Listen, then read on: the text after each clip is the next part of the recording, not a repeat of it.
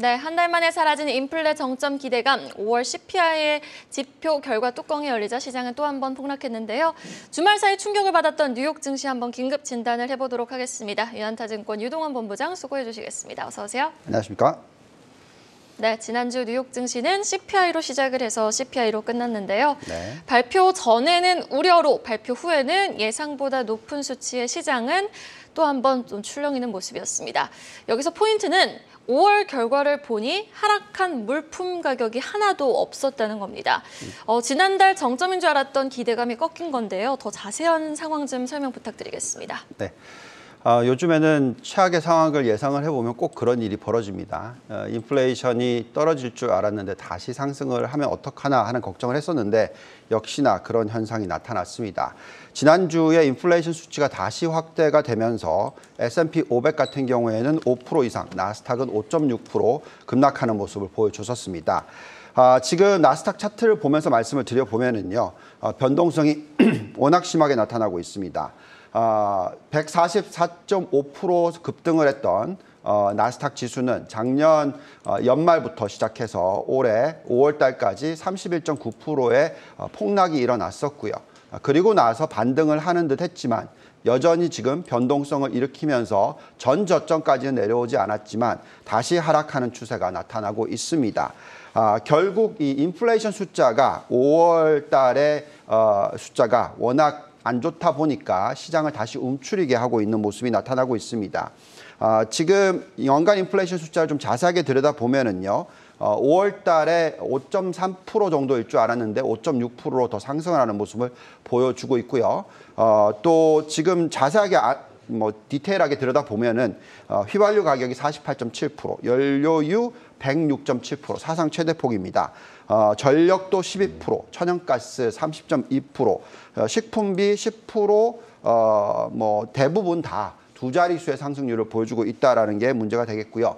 또 육류, 가금류, 생선, 계란 14.2% 상승을 했고 주거 비용도 5.5% 상승하는 모습 보여줬었고 가구 8.9%, 중고차 트럭 16%, 항공 요금 37.8%, 또 신차 비용도 살짝 떨어지긴 했지만 여전히 12.6% 이렇게 두 자릿수의 상승률을 보여주고 있습니다. 자, 그나마 긍정적으로 보이는 숫자가 이 숫자인데요. 소비자 물가 지수는 더 올라갔지만 근원 소비자 물가 지수가 예상대로 하락 추세에 있습니다. 그런데 예상치는 5.9%였는데 이것보다는 살짝 높은 숫자가 나왔고요. 또 이것이 이제 전달 대비로 계산하면 0.6% 상승입니다. 곱하기 12 하면 7.2%니까 또 다시 올라가는 게 아니냐 이런 걱정을 하게 하다 보니까 지금 여전히 이 인플레이션이 빠르게 하락하지 않는다라는 부분에 무게를 두게 되고 있습니다. 지금 미국의 가솔린 가격이 $5를 넘어선 건 역대 최고 수준이고요. 대부분 모든 품목들이 골고루 지금 상승을 하고 있다 보니까 여기서 이제 정말 중요한 핵심 포인트는 이렇게 되면 미 연준이 도대체 얼마나 빨리 금리 인상을 할 것인가 하는 부분이 될 것 같습니다. 네. 그럼 최근 미 연준 위원들의 발언을 보면요. 물가는 반드시 잡겠다라고 합니다. 이에 따른 적극적인 긴축 정책이 예상이 되는 거고 그렇다면은 시장의 추가적인 상승에는 상당히 좀 제한이 있을 거다라는 생각이 드는데 어떻게 보세요, 본부장님은? 네. 자, 지금이 변동성 구간이고 이것이 좀 길어질 수 있다는 부분은 인정을 해야 될 것 같습니다. 그렇지만 우리가 지금 판단하는 것은 미 연준이 어느 정도 결정을 내려야 되는 타이밍이 올 거다라는 거고요.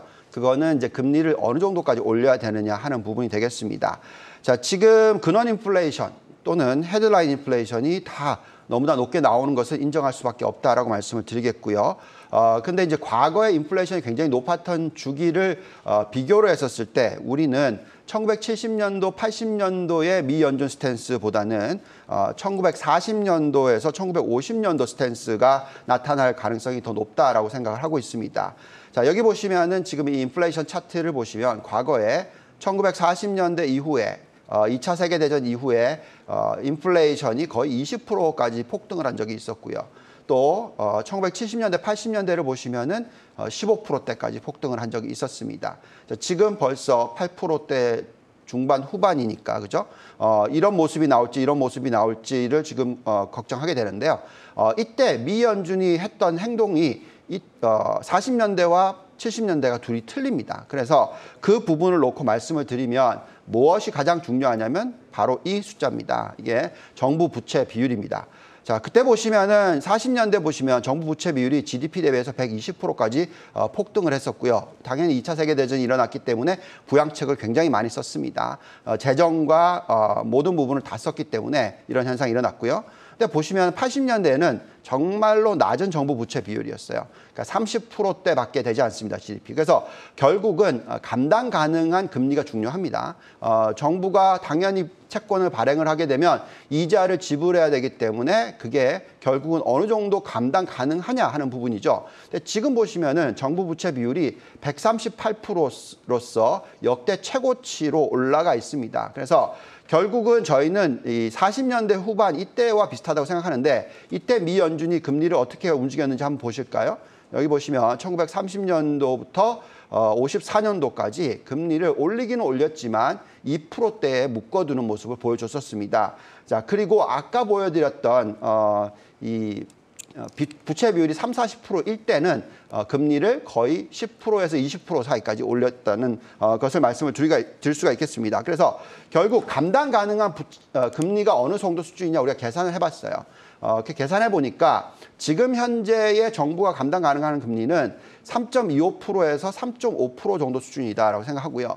이것보다 더 올리게 되면은 결국 국가의 부도 상태 이런 것까지도 신경을 써야 됩니다. 결국 미국이 패권을 중국과의 싸움에서 질 수도 있다라는 걱정을 할 수 있어요. 결국 지금 현재 시점에서 미 연준이 결정을 해야 되는 것은 둘 중에 하나를 선택해야 됩니다. 하나는 인플레이션을 잡기 위해서 3.5% 이상 금리를 막 끌어올리느냐, 무조건 이 인플레이션을 꼭 잡는 것이 가장 중요한 것이냐, 아니면 두 번째는 지금 현재 이 금리를 높여서 인플레이션을 잡을 수 있는 가능성이 낮습니다. 왜냐하면 공급망 차질에 의한 부분이 되기 때문에 그렇습니다. 그래서 그냥 최대한 올릴 수 있는 폭까지 올리고 나서는 더 이상 올리지 않고 자연스럽게 인플레이션이 하락하는 것을 바라볼 것이냐 하는 부분입니다. 저는 후자를 선택할 것이라고 생각하고요. 그렇기 때문에 지금 현재 시점에서 연말까지의 금리가 얼마나 올라갈지 또 내년 상반기 말까지 얼마나 올라갈지 하는 것이 중요하겠는데 현재 시점에서는 연말까지 2.75에서 3.25%, 또 내년 7월까지는 3.0에서 3.5% 수준까지로 올릴 거라 예측을 하고 있고요. 이렇게 되면 이제 금리 인상 속도가 더뎌질 때 한 번마다 0.25% 올릴 때마다 그때는 이제 시장이 상승 모멘텀을 가져갈 수도 있다라는 생각이 듭니다. 네, 결국 경기 침체가 일어날지 안 일어날지가 굉장히 중요한 시점에 도래한 것 같은데 이렇게 정점인 줄 알았다가 다시 인플레이션이 높게 나오고 현재 유가도 120불인 상황에서 150불까지 전망이 나오고 있단 말이에요. 연준이 강도 높은 긴축이 지속되겠다 예상되는 상황에서 그러면 경기 침체 가능성도 함께 높아지는 거 아닐까요? 네, 그렇죠. 원래 이제 경기라는 것은 심리가 주도를 할 수도 있습니다. 그렇기 때문에 지금 미국의 소비자 심리지수 미시간 지표를 보시면은요, 지금 50.2까지 폭락을 했습니다. 과거의 어떠한 수치보다도 더 낮은 숫자까지 내려왔다라는 것이죠. 자, 그렇기 때문에 일시적으로 소비가 위축될 수 있는 가능성이 충분히 있고 이에 대해서 감안을 하는 것도 중요합니다. 그렇지만 장기적으로 놓고 봤었을 때 경기 침체가 바로 올 거냐 하는 부분에 있어서는 여러 가지 지표를 보면서 판단을 해야 되는데요. 보시면은 지금 10년 마이너스 3개월의 이 장단기 금리 차가 1.76% 정도로서 계속 높게 유지가 되고 있는 상황이기 때문에 은행권에서 대출을 계속 해줄 거다라는 것이 중요합니다. 그런 부분을 보면은 지난주에 늘어났던 대출 증가율을 보시면 9.31% 정도 상승하는 모습을 보여주면서 인플레이션보다 높은 여신 증가율이 나타나고 있습니다. 여기에 예금 증가율, 즉 유동성을 지금 빼고 있기 때문에 예금 증가율이 크게 하락을 했어요. 지금 6% 정도 수준밖에 안 됩니다. 그렇지만 대출 증가율이 9% 정도라는 것은 계속해서 예대율이 올라갈 거라는 것이고요. 근데 그 예대율이 지금 올라가더라도 여전히 상당히 많은 룸이 있다. 더 올릴 수 있는 여력이 있다라는 부분이고요. 이렇게 되면은 대출 증가율이 계속적으로 높게 유지가 되면서 경기 침체는 어느 정도 막아줄 거라고 생각을 하고 있습니다. 자, 경기 침체 가능성을 들여다볼 때는 우리는 실업률, 산업 생산, 실질 개인 소득, 실질 제조와 무역 수치를 보면서 판단을 하는데 지금 미 연준도 그걸 보고 판단할 때는 지금 경기 침체 가능성은 아주 낮다라고 지금 예측이 나오고 있습니다. 또한 고용 시장을 본 샘룰 지표를 보더라도 지금 경기 침체 가능성은 마이너스다 이렇게 나오고 있고요. 또 은행권의 지금 연체율 비율이 1.24%로서 역대 최저 수준이고 지금 은행권의 자기자본 비율도 15.1%이기 때문에 지금 같은 상황에서는 충분히 이 경기 침체를 막아낼 수 있는 그런 은행권의 펀더멘털이다라는 말씀을 드리겠습니다. 고용 시장을 보더라도 지금 경기 침체 가능성이 낮다고 말씀을 하셨는데 그러면 소비가 지속적으로 유지가 되려면 고용 시장이 굉장히 안정적이어야 되잖아요. 네. 그러면 현재 고용 상황은 어떤지 좀 확인해 주시죠. 네, 물론 앞으로 이 실업률이 올라갈 가능성은 있습니다. 그렇지만 그 추세 자체가 그렇게 빨라질 것 같아 보이지는 않고요. 지금 현재 시점에서 임금 상승률을 보시면은 6.8%가 나오고 있습니다. 또한 시간당 임금 상승률을 보시더라도 5%대가 나오고 있어요. 그래서 지금 주거 비용 올라가는 것을 커버해 줄 수 있는 정도 수준이고요. 또 지금 아까도 말씀을 드렸습니다만 실업률이 3.6% 수준으로서 코로나19 터지기 전에 저점 수준까지 내려와 있고 계속 이런 숫자가 유지가 되고 있습니다. 물론 일부에서는 이런 걱정을 합니다. 경기 침체가 올 수 있는 가능성이 이 월마트라든지 타겟 같은 이런 이 리테일 회사들이 지금 재고 증가율이 굉장히 큰 폭으로 늘었다. 뭐 30%대, 40%대 늘었다. 이건 판매가 안 되는 게 아니냐 이런 걱정들을 하시는데요. 실질적으로 우리가 지금 계산해 보면은 소매업의 재고 나누기 매출 비율을 봤었을 때 지금 1.16 수준입니다. 과거에 경기 침체가 터졌을 때보다는 훨씬 낮은 편이에요.